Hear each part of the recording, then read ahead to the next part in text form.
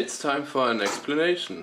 6 months ago I decided to trade away my free time from music making and YouTube to explore what this crypto industry is all about. Here are the 7 things I learned. First things first, we like to call it Web 3.0 and not crypto. It's an evolutionary step and the natural development of how the web works today and how it might work in the future. Web 3.0 is complicated. The core concepts are pretty easily understandable, but going for a technical implementation, well, that's on a whole different level. Then there are DAOs, decentralized autonomous organizations. It's like democracy on steroids. You have a public voting system, you have a public constitution, and you have transparent processes, all baked into code which will be executed.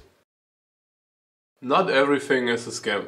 Well, the whole industry has this bad image of being a scam house. The truth is, the bad guys are very good at adapting technologies, especially if it's around currencies, tokens, and staying anonymous. But that doesn't mean there aren't good guys out there.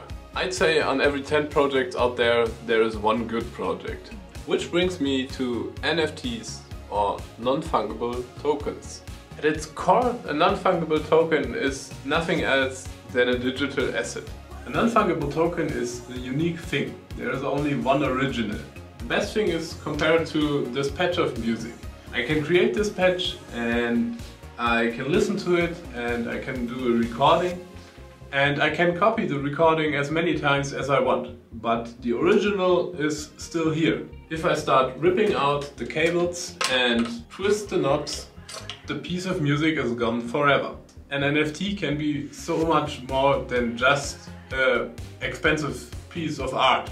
For example, it's digital rights management, allowing, for example, for musicians to release their music on their own terms and receive royalties however they like. So to say, NFTs aren't bad per se, but they are often abused and sometimes it's just a pump and dump business. Which brings me to the ecological side of things.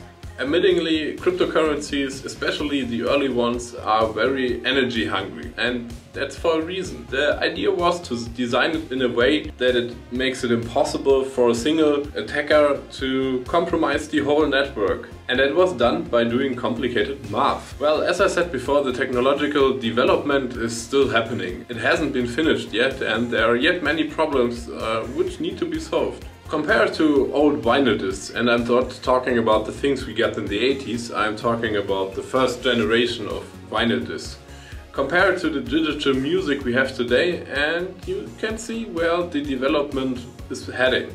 In my opinion, it's amazing technology and it requires honest and hardworking people to make it a good thing. And that's exactly what I'm going to do.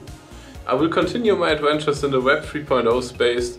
I'm going to release music via NFTs and see where that leads. I almost forgot the most important thing. Please do your own research. Read the white paper, read information available, review the code if you're able to, and please make an informed decision before you decide to support any project, start your own project, or even invest into a project. Don't get scammed.